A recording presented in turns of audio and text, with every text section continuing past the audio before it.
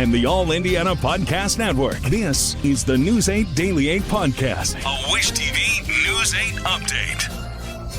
Hello, I'm Jeremy Jenkins, and this is your News 8 Daily 8 Podcast for Tuesday, April 29th.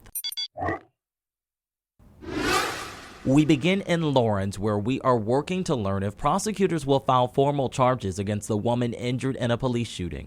We first told you about this on Wish TV Daybreak yesterday. Police were called on Sunday night to a home on Ricard Avenue near East 47th.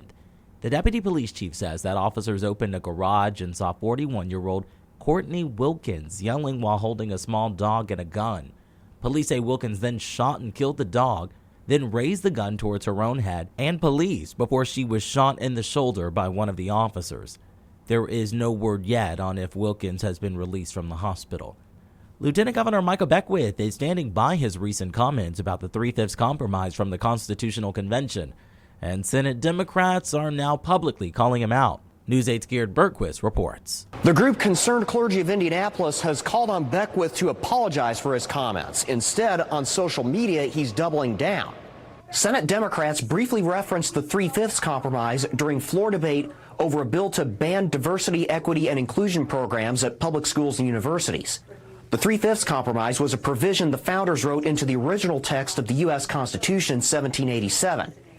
It counted 3/5 of all enslaved people for the purposes of allocating seats in the U.S. House of Representatives. The 14th Amendment in 1868 eliminated that provision. After the DEI bill passed on Thursday, Beckwith posted this video on his official X account. It was not a pro-discrimination or a slave-driving compromise that the founders made. It was actually just the opposite. It actually limited the number of pro-slave representatives in Congress by 40%. This was a great move by the North to make sure that slavery would be eradicated in our nation. They knew what they were doing. Prominent black clergy in Indianapolis called Beckwith's comments about the 3/5 compromise racist.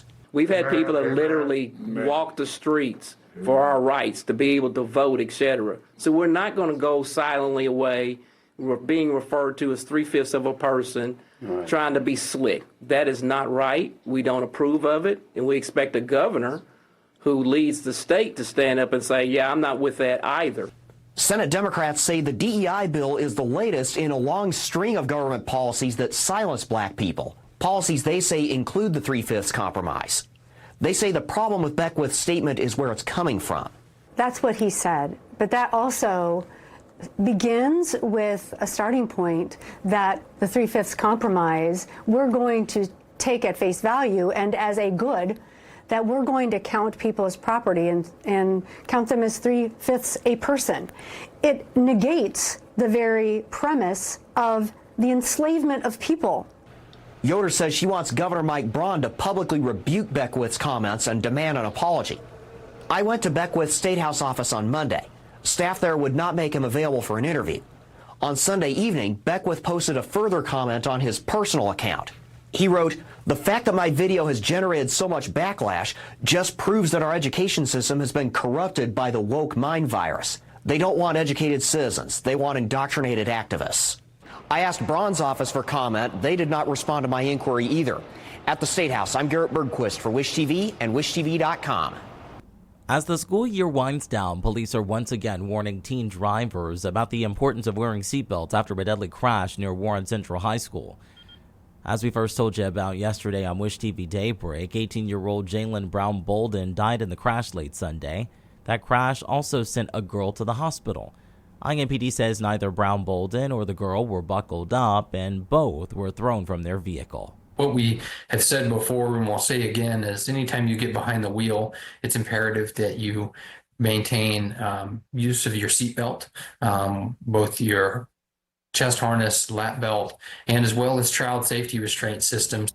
With more young people on the road, IMPD is urging drivers to slow down and stay alert, especially in construction areas and school zones.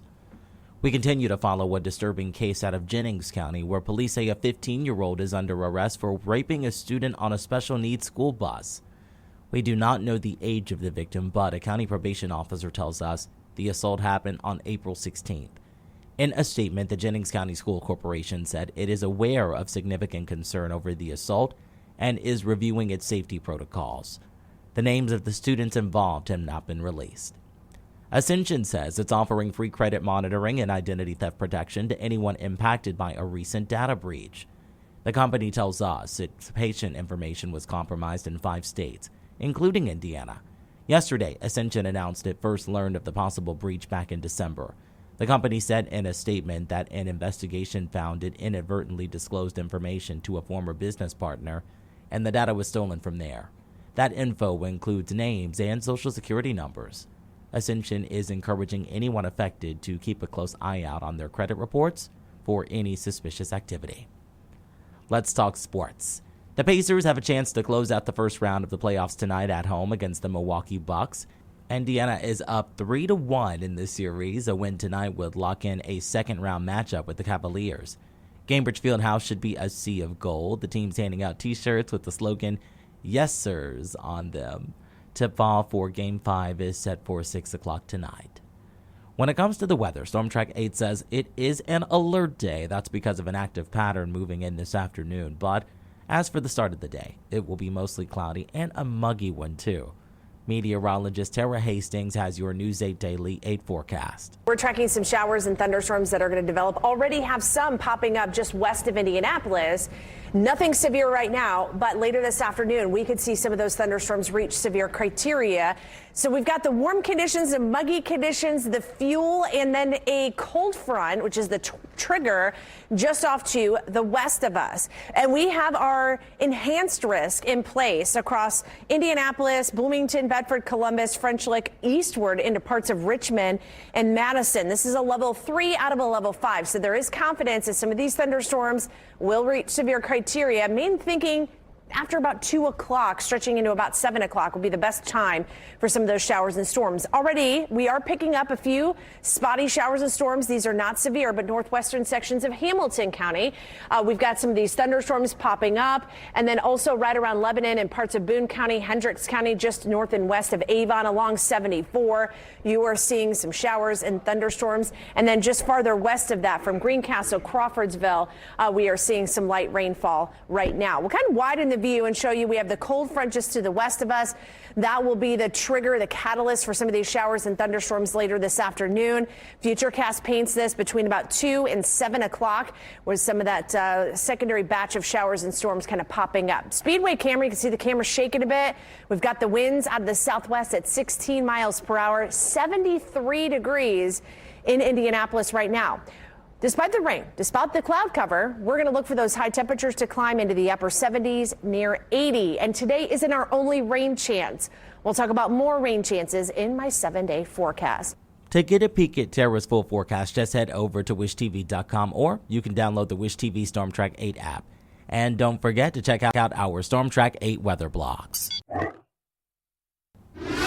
This has been your News 8 Daily 8 podcast for Tuesday, April 29th.